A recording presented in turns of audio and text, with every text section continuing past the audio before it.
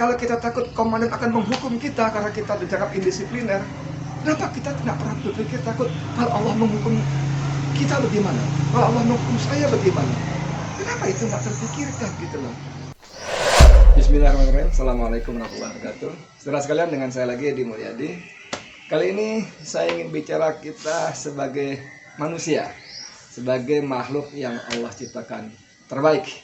A'udzubillahi minasyaitonirrajim.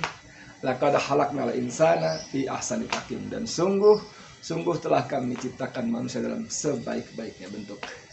Nah, kalau kita menjadi manusia, makhluk Allah yang terbaik, pertanyaannya adalah untuk Allah, untuk apa Allah menciptakan kita manusia ini?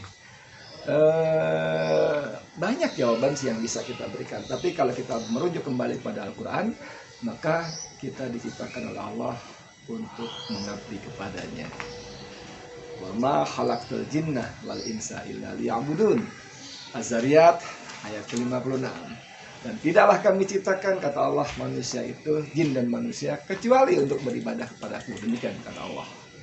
Jadi saudara sekalian, apapun profesi kita, apapun tugas kita, sebagai apapun kita berperan di bumi ini, sebagai bapak, sebagai suami, sebagai anak, sebagai cucu, sebagai kakek, sebagai Pak RT, RW, lurah, camat, terus sampai presiden, sebagai dokter, sebagai karyawan, petani, kuli, tentara, polisi, sebagai apapun juga, itu kita tetap berfungsi, bertugas sebagai hambanya, mengabdi kepada Allah SWT. Saudara kan yang dimaksud hamba, mengabdi, itu apa sih sebetulnya? Ya sebetulnya gampang sih, sudah ada common sense, kesepakatan bahwa yang namanya hamba itu ya menuruti perintah tuannya. Yang namanya hamba, abdi, ya tidak boleh menyimpang dari kehendak tuannya, majikannya, itu hamba, itu abdi, ya kan? Dan kita manusia seperti keterangan tadi diciptakan untuk menjadi hamba, abdi, beribadah kepada Allah SWT. Artinya apalagi bahwa apapun keinginan Allah, ketentuan Allah, peraturan Allah, kita sebisa mungkin harus ikuti. Tidak boleh kita nyimpang ke sana, nyimpang ke sini dengan dalih ini dan sebagainya. Tapi persoalannya adalah bahwa kita juga sebagai makhluk sosial, kita berinteraksi dengan sekitar. Kalau saya jadi bawahan, saya punya atasan. Kalau saya jadi prajurit, saya punya komandan, kan begitu. Kalau saya karyawan di kantor minimal punya mandor, punya kepala staf atau apalah gitu ya, punya direktur, punya komisaris, bahkan owner barangkali gitu. Yang sering sekali kita sebagai bawahan tadi, sebagai orang yang di posisi di bawah tadi harus mengikuti perintah atasan. Itu barangkali yang menjadi sering kita dengar bahwa pejabat A di pengadilan, kenapa Anda melakukan begini, ini kesalahan dalam macam. Dia mengatakan saya cuma bawahan Pak, saya mengikuti perintah atasan. Seorang petugas akuntansi, kenapa kamu kotak-atik keuangan sehingga begini, begitu, merugikan negara, merugikan perusahaan, kenapa? Saya diperintah atasan Pak, kan begitu. Sering-sering kali kita dengarkan begitu. Atau bahkan di lapangan. Baru-baru ini beredar video viral yang katanya sudah beberapa tahun yang lalu di Solo. Ada orang mau ngaji di barikade oleh polisi. Orang yang mengambil gambar itu ternyata Bapak polisi kan, disebut namanya Bapak muslim kan, Bapak muslim kan, kenapa mengenal? Nah gitu. Polisi muda itu bingung mau jawab apa. Akhirnya mereka diam aja. Paling kalau ditanya namanya siapa, disebut nama, ada namanya di situ, ya senyum dikit. Tapi Bapak kenapa muslim menghalangi kami mengaji? Nah, semua itu pasti dalihnya sama. Saya cuma diperintah komandan. Saya cuma bawahan, tunduk pada atasan. Saudara sekalian, yang saya hormati, saya mengatakan bahwa semua alasan itu boleh. Bahwa kita menjadi bawahan, menjadi orang yang diperintah, disuruh, tentu kita boleh mengikuti perintah atasan.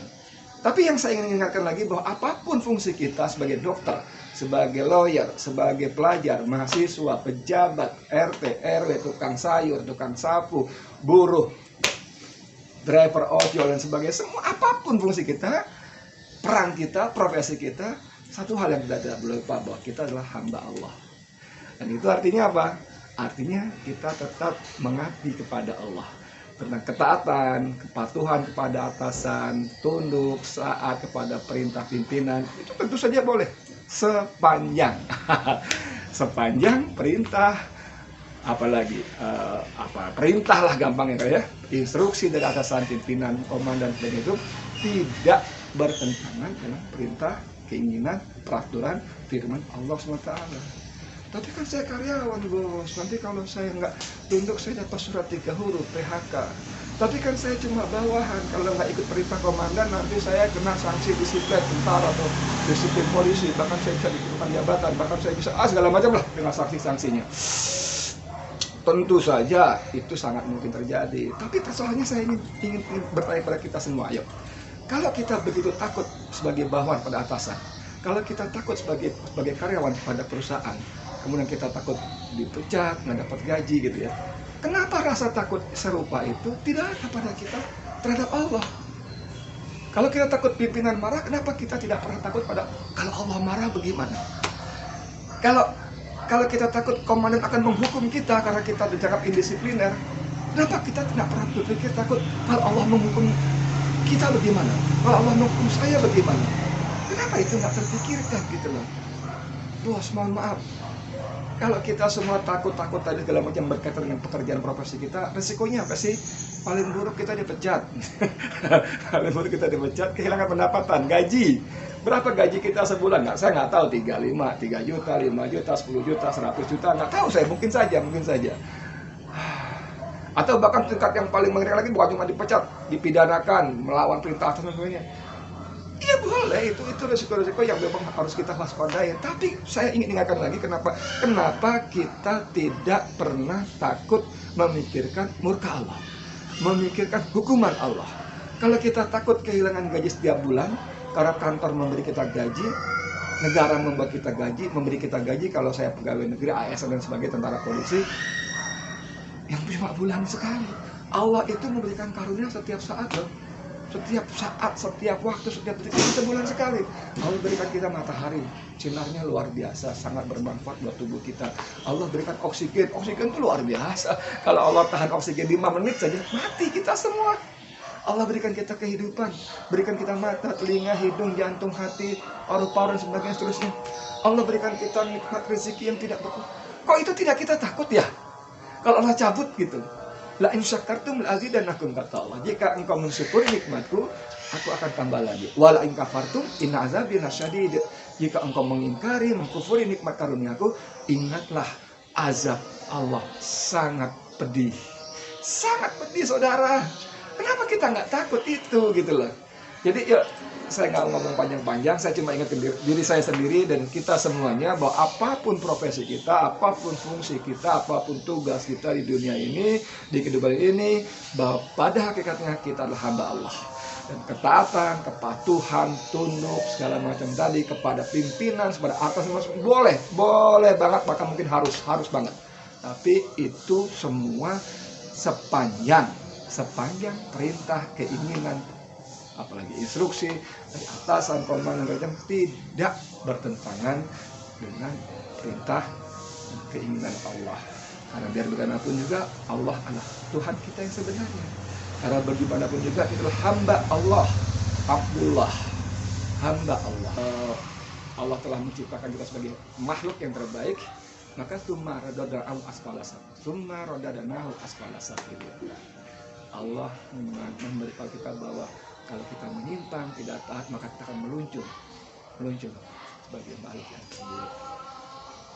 Ya, walaupun ahsanul taqwim, benar kita sebagai makhluk yang terbaik betul, tapi summa radadnahu asfala safilin. Dan yang paling penting, inna azabi lasyadid. Azab Allah sangat pedih. Yuk kita takut pada azab Allah. Dipecat, resikonya kehilangan pekerjaan, kehilangan penghasilan. Tapi kita masih punya Allah. Allah memberikan kita rezeki sesungguhnya rezeki kita Allah, bukan komandan kita, bukan pimpinan kita, bukan direktur kita. Itu cuma sarana aja. Bahkan bukan komandan kita yang beri gaji kita sebagai tentara, sebagai polisi, itu bukan komandan, tapi negara. Itu pun kalau perintah negara mengendaki berbeda dengan kehendak Allah, ya mohon maaf komandan, jenderal, panglima, saya tidak bisa ikut. Karena saya hamba Allah, saya harus lebih tunduk patuh pada Allah. Ya, semoga bermanfaat buat kita semua, khususnya buat saya. Assalamualaikum warahmatullahi wabarakatuh.